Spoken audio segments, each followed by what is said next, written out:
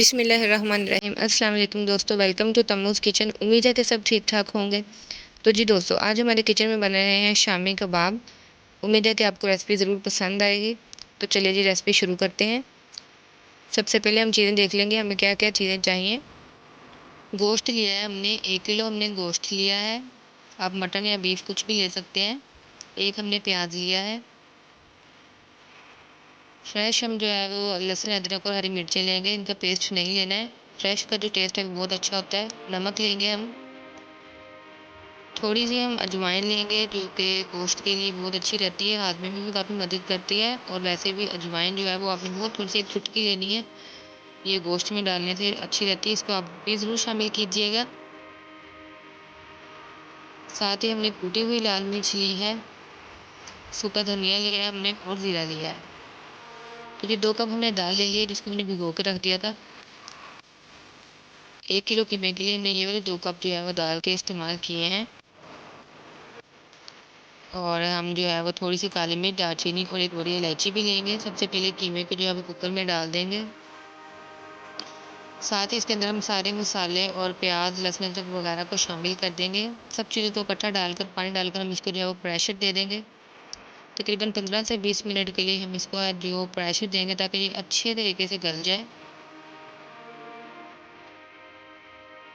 दाल को हम अलग उबालेंगे और गोश्त को हम अलग उबालेंगे। इस तरीके से हम जो है वो शामी कबाब बनाते हैं और उनका टेस्ट जो है वो बहुत अच्छा आता है। ये जो है टूटते भी नहीं हैं और बहुत सोगी सोगी से भी नहीं रहते हैं, बहुत अच्छे परफेक्ट कबाब बनते हैं। तो जी हमने इसके अंदर पानी भी शामिल कर दिया। आप देख सकते हैं कि हमने कितना शामिल किया है पानी। गोश्त को जो हमने पकने के लिए रख दिया कुकर में, अब हम दाल को भी जो है वो उबलने के लिए रख देंगे। इसमें जस्ट हम नमक डालकर इसको उबाल लेंगे।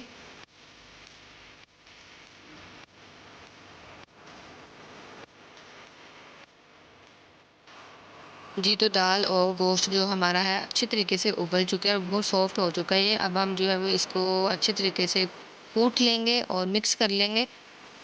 हम जो है वो दोनों चीज़ों को कूंडी में डालकर कूटेंगे। आप चाहें तो ब्लेंडर या किसी चॉपर का भी इस्तेमाल कर सकते हैं, लेकिन इस तरीके से शामी कबाब बनाने से बहुत अच्छे और रेशेदार से शामी कबाब बनते हैं। अगर आप इतनी मेहनत नहीं करना चाहते हैं तो आप सिंपल इसको किसी ब्लेंडर में डालकर या चॉपर में डालकर भी चॉप कर सकते हैं, लेकिन हम जो है वो इस तरीके से इसको कूट रहे हैं।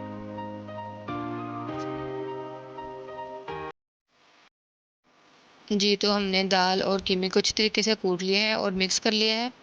अब ये सारी चीज़ें जो है वो हम दाल और कीमे गोश्त के मिक्सचर में शामिल करेंगे।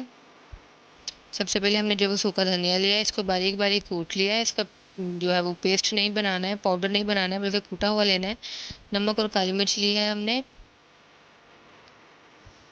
साथ ही हम 3 से 4 हरी मिर्ची लेंगे जिनको बारीक बारीक काट कर इसके अंदर शामिल करेंगे।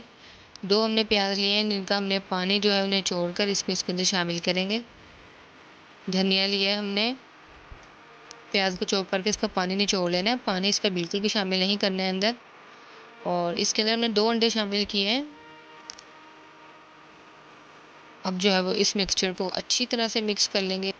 तो अगर आपको ये थोड़ा हार्ड हार्ड फील हो तो आप इसमें 1 अंडा और शामिल कर सकते हैं, लेकिन हमने 2 अंडे शामिल किए थे और परफेक्ट हमारी जो है वो कंसिस्टेंसी आई थी।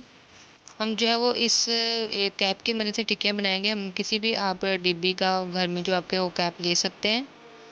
इसके ऊपर हमने बटर पेपर रखा है और अब हम जो है इसकी मदद से गोल गोल टिक्कियाँ बना लेंगे। इससे बहुत परफेक्ट एक शेप आती है और सारे कबाब जो है वो एक तरह से बनते हैं और दिखने में भी फिर खूबसूरत लगते हैं। तो जी इस तरीके से हम जो है वो सारे कबाब तैयार कर लेंगे। आप देख सकते हैं कितना अच्छा और परफेक्ट एक कबाब तैयार हुआ है। जी तो इसी तरीके से हमने सारे कबाब भी तैयार कर लिए थे। अब हम जो है वो इनको फ्राई कर लेंगे। अंडा लगाकर हम चपले कबाब को फ्राई करेंगे। आप चाहें तो इनको अंडे के बगैर भी फ्राई कर सकते हैं। बहुत से लोग इनको अंडों के बगैर भी फ्राई करते हैं और अंडा लगाकर भी फ्राई करते हैं। ये आपकी मर्ज़ी है कि आप इसको किस तरीके से फ्राई करना चाहते हैं। तो जी बहुत अच्छा गोल्डन ब्राउन सा कलर इनका आ गया है और खाने में भी ये बहुत टेस्टी थे। इस रेसिपी को ज़रूर ट्राई कीजिएगा और हमें बताइएगा कि आपको ये कैसी लगी। तो जी दोस्तों, शामी कबाब हमारे तैयार हो चुके हैं। इस तरीके से इस रेसिपी को ट्राई कीजिएगा और हमें बताइएगा कि आपको ये कैसी लगी। अगर आपने हमारा चैनल अभी तक सब्सक्राइब नहीं किया तो चैनल को भी सब्सक्राइब कीजिएगा, वीडियो को लाइक कीजिएगा। हम मिलेंगे आपसे अपनी नेक्स्ट वीडियो में, तब तक के लिए खुदा हाफिज़।